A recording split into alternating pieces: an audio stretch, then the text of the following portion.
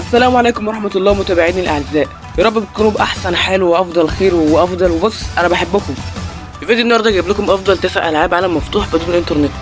بس قبل ما نبدأ الفيديو في 3 حاجات لازم أعملهم. أول حاجة لازم أشكركم على تعليقاتكم الحلوة اللي بترفع من معنوياتي دي والله، وأقول لكم إن أنا بحبكم جدا جدا. أيوة الواحد يبقى ليه نفس كده وهو بيعمل الفيديو، ومحدش يسألنا ليه مشغل أغنية ناروتو. أنا بحبها الصراحة زي ما بحبكم كده بالظبط. الله على الموسيقى، تفكرني أيام لما كنت نينجا. الله اسمعوا. المهم تاني حاجة صلوا على سيدنا محمد عليه أفضل الصلاة والسلام، وألف مبروك لإخواتنا في سوريا وعقبال إخواتنا التانيين اللي في غزة. ويلا بينا على الفيديو. يلا بينا.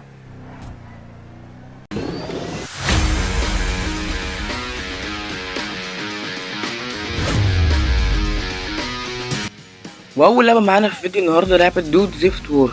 دي طبعا لعبة عالم مفتوح مليانة أكشن ومغامرات وكوميديا، واللعبة دي مستوحاة من ألعاب زي ألعاب جي تي ايه. بتلعب بشخصية جاك وهو شخص عادي في مدينة مليانة مغامرات. طبعا تقدر تعمل كل اللي يخطر في بالك، يعني أي حاجة تقدر تعملها كأنك بتلعب جاتا بالظبط.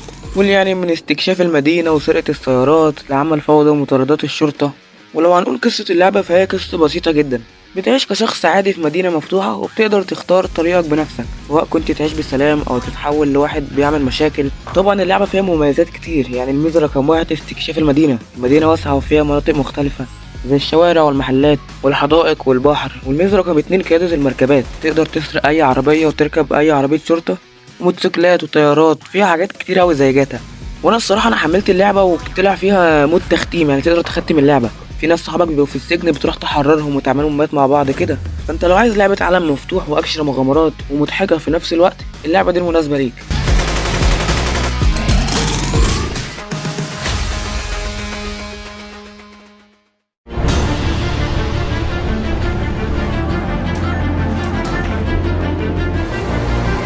تاني لعبة معانا في الفيديو النهاردة لعبة باي باك 2. دي برضو لعبة أكشن ومغامرات جامدة جدا، عالم مفتوح طبعا وفيها من كل حاجة شوية. واللعبة بتديك حرية تعمل اللي انت عاوزه طبعا، يعني سواء سباق عربيات أو معارك أو حتى تفجير كل حاجة حواليك، تقدر تفجر كل حاجة. اللعبة طبعا فيها طرق قصة، واللعبة عبارة عن مزيج من مهمات أكشن وسباقات عربيات، فيها تحديات وكل مرة تحس انك في فيلم جديد. وفيها شغل المعارك الشوارع ده وحرب عصابات وسباقات خرافية، وممكن تلعب لوحدك او مع ناس تانية اونلاين، وده بيخلي المتعة مضمونة في اللعبة. الجرافيكس بسيط جدا وممتع وهيخليك تندمج بسهولة. والحلو في اللعبة دي انها تقريبا بتنزل على كل الاجهزة، مش لازم جهازك يكون قوي او متوسط، لو ضعيف هتنزل عليه. بالمختصر اللعبة دي مناسبة لاي حد بيحب الاكشن والمتعة وجايز يفجر الدنيا ويعيش المغامرة.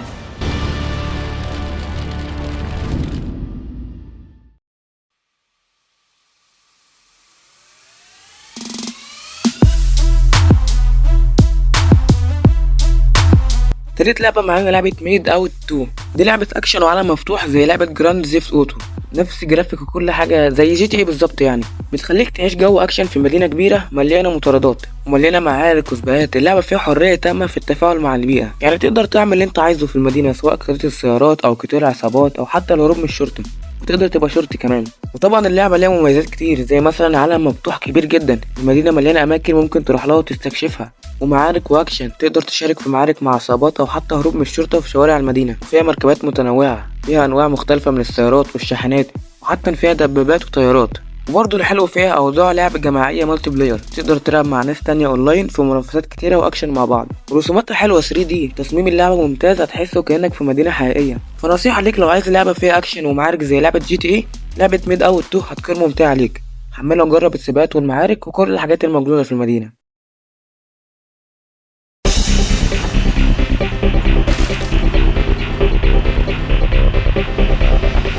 رابع لعبة معانا لعبة اوف ذا رود. اللعبة دي اتكلمنا عليها قبل كده في القناة، بس تقريبا كده ما قلناش انها عالم مفتوح. لعبة اوف ذا رود لعبة بتعتمد على القيادة والاستكشاف في بيئات مختلفة، وهنا تقدر تتحرك في عالم كبير جدا وتركب انواع كتيرة من المركبات، سواء سيارات او دراجات نارية او طيارات او قوارب. يعني ببساطة عندك حرية كبيرة انك تستمتع وتستكشف المكان بطريقتك الخاصة.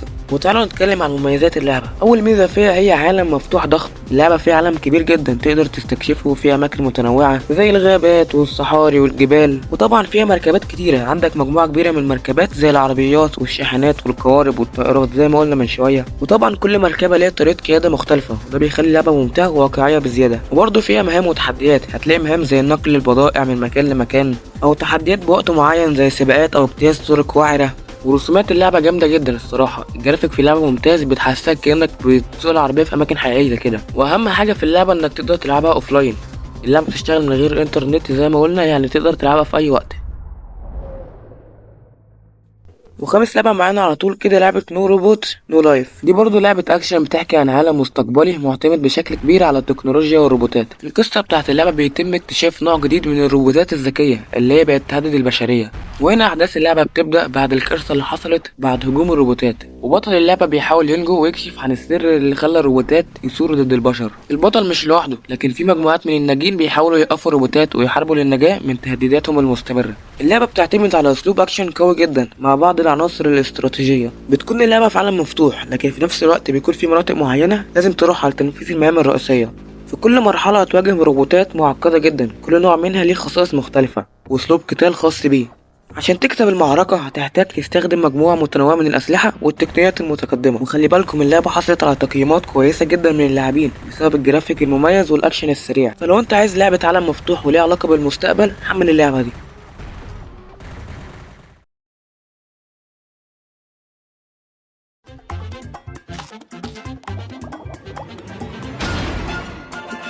سادس لعبة معانا لعبة هانجري شارك. دي لعبة عالم مفتوح بس من تحت المية. لعبة هانجري شارك لعبة مسلية وشهيرة، تلعب فيها بقرش جائع بيحاول ياكل أي حاجة في طريقه عشان يكبر، ياكل أي حاجة ويعيش أطول فترة ممكنة. اللعبة بتقدم تجربة مليانة أكشن زي استكشاف أعماق المحيط ومواجهة مخلوقات خطيرة. قصة اللعبة بسيطة جدا، أنت قرش جائع في محيط مليان أكل وأعداء، هدفك تاكل أكبر كمية ممكنة من الأعداء وتجمع فلوس عشان تفتح أكتر من سمكة وتطور الأسماك اللي عندك. طبعا تقدر تطلع على اليابسة وتاكل بشر أو حتى المخلوقات العملاقة اللي تحت خالص في أعماق البحر عشان تزود من قوتك وتفتح أنواع كروش جديدة أقوى وأكبر. طبعا اللعبة فيها مميزات كتير زي رقم 1 عالم تحت الماء، استكشاف المحيط بكل أسراره من الكهوف العميقة والسواحل، وفي تحديات ومهام يومية. في بعض الأحيان اللعبة بتديك مهمات يومية وأحداث خاصة بتضيف إثارة للعبة. فلو بتحب الألعاب اللي فيها أكشن واستكشاف، لعبة هانجر شارك هتكون تجربة ممتعة ليك. حملها وعيش مغامرة تحت المية وأنت بتتحكم بقرش خارق.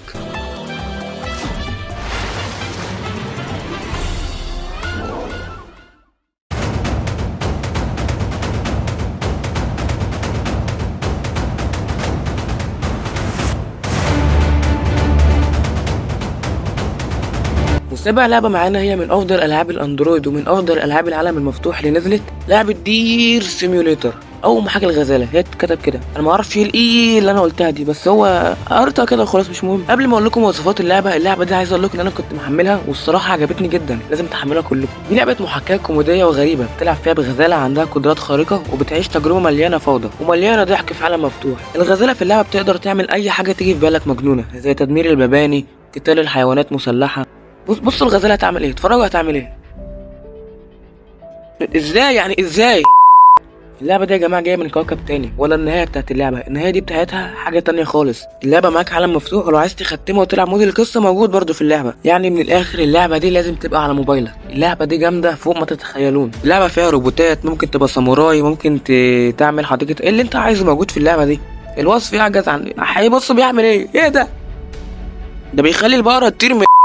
المهم دي لعبة دير سيميوليتر كانت معاكم، يلا بينا اللعبة اللي بعدها. يا جماعة اللعبة جامدة والله، اللعبة جامدة.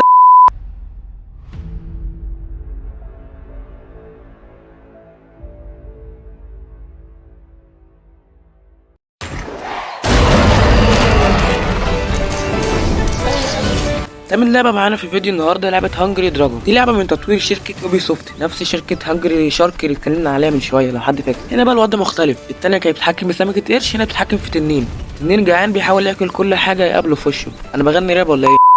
هنا بتلعب بتنين جعان بياكل كل حاجة من أكل صغير زي الطيور والحيوانات لغاية ما يكبر وياكل أعداء كبيرة زي الفرسان والوحوش. وكل ما بتتقدم في اللعبة بتقدر تفتح تنانين جديدة بقدرات مختلفة. وبس كده، يلا بينا على تسع لعبة.